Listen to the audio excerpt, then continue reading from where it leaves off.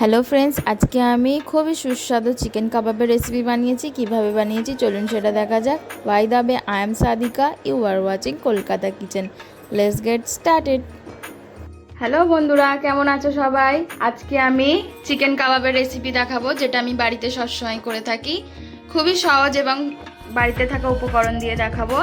তো এখানে আমি নিয়েছি কাঁচা লঙ্কা, আদা রসুন এবং ধনেপাতা। বাই দ্য ওয়ে, আমি সাদিকা, আপনারা দেখছেন কলকাতা কিচেন। চলুন শুরু করা যাক। এখানে আমি চিকেনটি আগে থেকে ভিনিগার এবং লবণ দিয়ে জলে ভিজিয়ে রেখেছি। এটা আমি ভালো করে ওয়াশ করে নেব।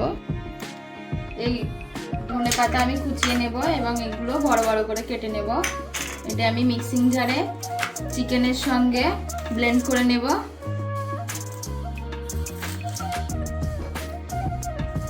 এই যে আমি কেটে নিলাম।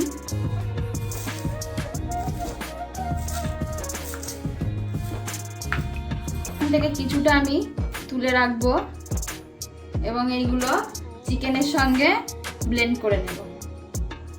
আমি এখানে মিক্সিং জার নিয়েছি, চিকেনগুলো এতে দিয়ে দেব। এইভাবে জলটি বার করে এতে দিয়ে দেব এবং এর মধ্যে কাঁচা লঙ্কা, ধনেপাতা দিয়ে দেব, সাথে আদা রসুনের পেস্ট দিয়ে দেব। এবার দেব কিছু বেসিক মশলা, গুঁড়ো লঙ্কা, জিরে, ধনের গুঁড়ো, লবণ স্বাদ মতো দেব। আপনাদের যতটুকু লাগবে তেমন ব্যবহার করবেন। আর দেব গরম মশলা। এবার আমি এটা মিক্সারে বেটে নেব। এবার এটা আমি বেটে নেব।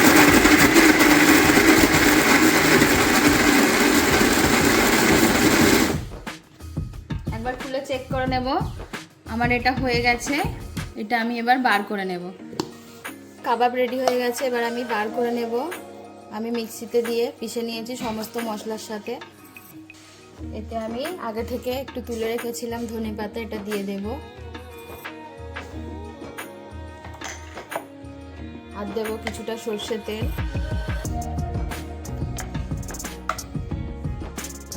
আর দেব 1 চামচ বেসন।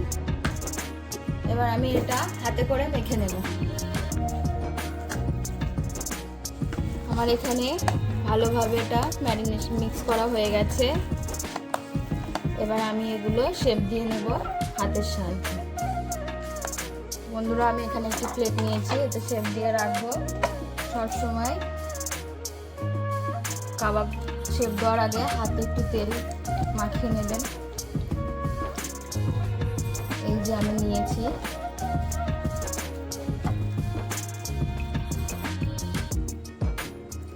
হাতের সাহায্যে আমি শেপ দেবো। আপনারা যেমন খুশি দিতে পারেন, আমি এইভাবে দেব।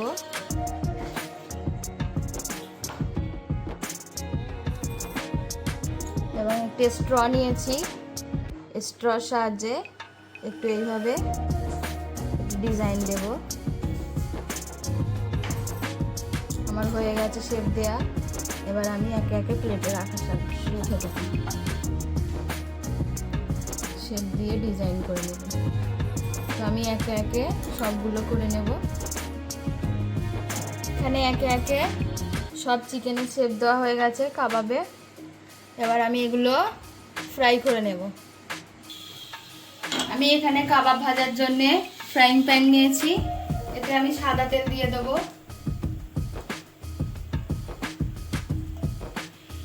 আমার তেল গরম হয়ে গেছে, একে একে আমি কাবাবগুলো দিয়ে দেব।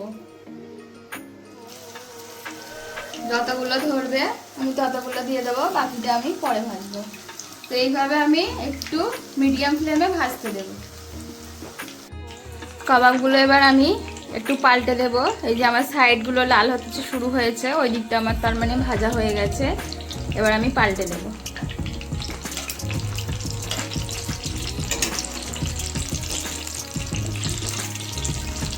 এই দিকটা এবার আমি আরো কিছুক্ষণ হতে দেব। আমার কাবাব ভাজা হয়ে এসছে, এবার দেখে নিই ওই দিকটা হয়েছে কি। আমার কাবাব ভাজা হয়ে গেছে, এবার আমি এগুলো তুলে নেব। এই যে খুব ভালোভাবে ভাজা হয়ে গেছে।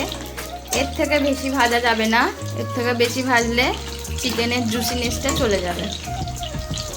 এবার আমি এগুলো তুলে নেব।